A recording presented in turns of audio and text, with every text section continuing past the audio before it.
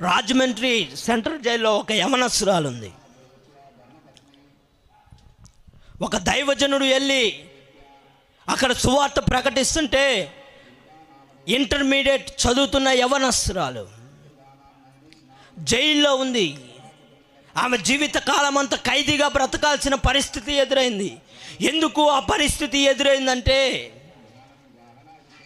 Bye friends అనే ఆ సహవాసం పట్టి కోట్లకు పడగెత్తిన వాళ్ళు, కార్లు, డాబాలు, అంతస్తులు ఉన్నాయి.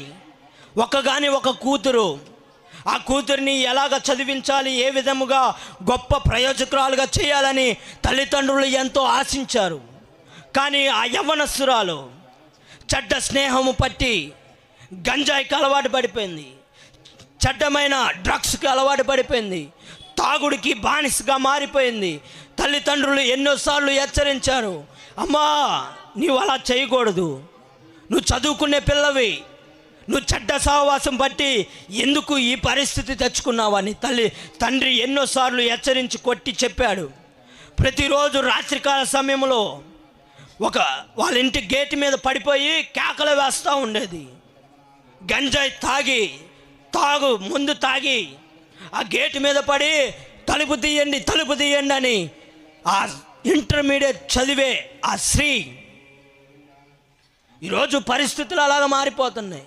సరే, తండ్రి బోధించాడు, చెప్పాడు, అమ్మా నువ్వు ఇటువంటి పరిస్థితుల్లో ఉండకూడదు, మన బ్రతుకు ఎంత, మన గౌరవం పోతుంది, మనం అవమానకరంగా బ్రతుకుతున్నాము, ఏంటి నువ్వు చేసే పని అని తండ్రి ఎన్నోసార్లు చెప్తే ఆ కూతుర్ని చూసి తండ్రి హార్ట్ స్ట్రోక్ వచ్చి చనిపోయాడు. Praise the lord.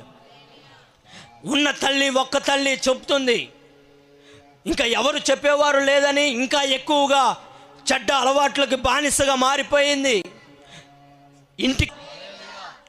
Rajahmundry central జైల్లో ఒక యవనస్తురాలు ఉంది.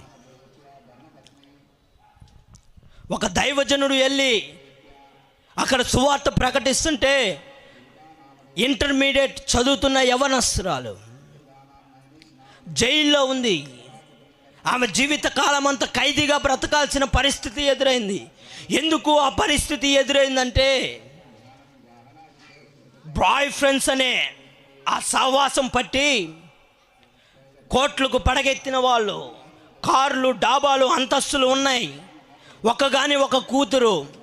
ఆ కూతురిని ఎలాగ చదివించాలి, ఏ విధముగా గొప్ప ప్రయోజకురాలుగా చేయాలని తల్లిదండ్రులు ఎంతో ఆశించారు. కానీ ఆ యవ్వనస్తురాలు చెడ్డ స్నేహము పట్టి గంజాయికి అలవాటు పడిపోయింది, చెడ్డమైన డ్రగ్స్కి అలవాటు పడిపోయింది, తాగుడికి బానిసగా మారిపోయింది. తల్లిదండ్రులు ఎన్నోసార్లు హెచ్చరించారు, అమ్మా నీవు అలా చేయకూడదు, నువ్వు చదువుకునే పిల్లవి, నువ్వు చెడ్డ సహవాసం